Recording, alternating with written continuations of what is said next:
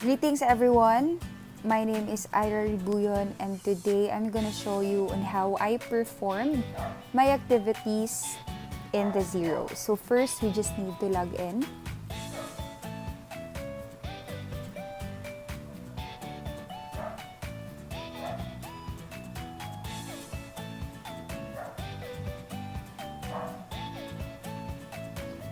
So we have given 6 activities and today I'm just gonna show you first on how I perform the first and second task because the first and second task is correlated. So the first task is you just simply need to add and organize a file and then you add a folder.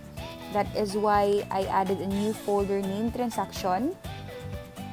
There you can see I added 2 random files just an hour ago. And then our second task is to send files to the Zero email. So the Zero email will be seen here. This is your unique email. So after you send it, your files will be seen in the inbox. So that is why inbox has number 2 there because I just sent my 2 random files into the Zero email. Yeah. So the third task is to create a financial setting. So you're just gonna need to go to accounting and click the advance.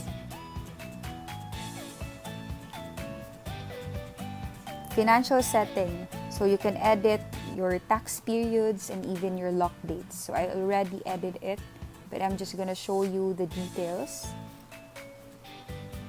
Financial year end, I chose December 31. Tax basis will be accrual. The tax ID number, I just put random number 1, 2, 3, 4, 5. Tax ID display name will be tax reg. And tax period will be annually. But it's up to you on when to prefer. You can have it monthly or annually. It's just up to you. And then for sales, it is based on the last sale. For purchases, it is based on the last purchase. And then you just simply save it. After saving it, let's go to the fourth task, which is to edit the tax rates or to add tax rates. Let's go back to accounting, click advance, and then tax rates.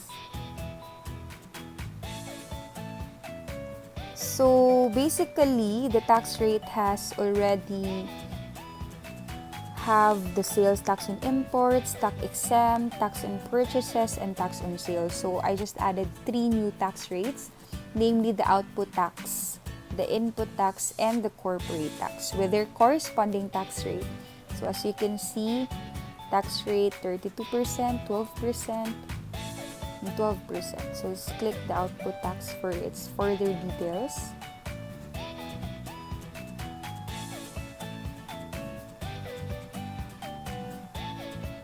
Just gonna save it.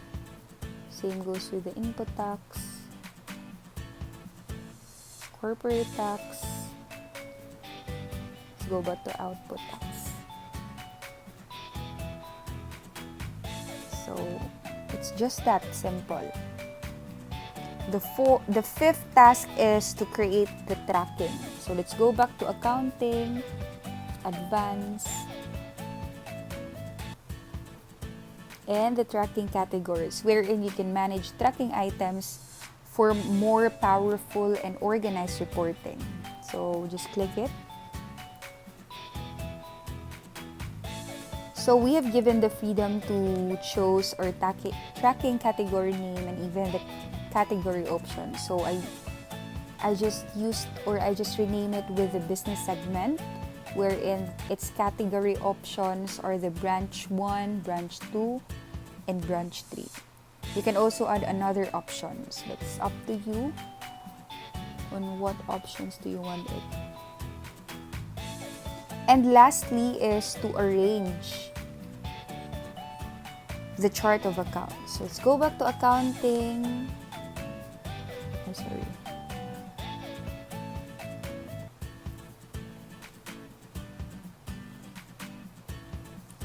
accounting, advanced, and the chart of accounts.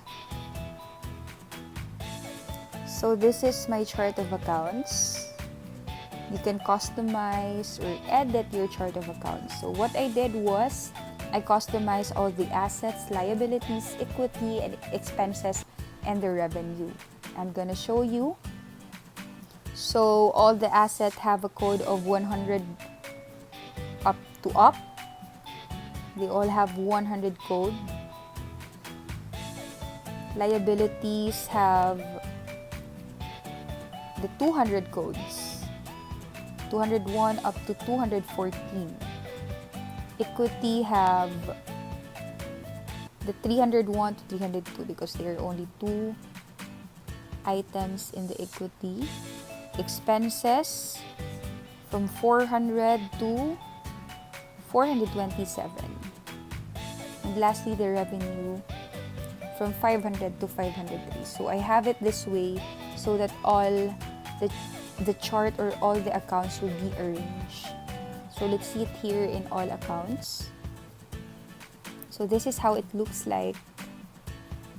So let's have it other revenue. For example, its type is revenue and its tax rate is the output tax of 12%.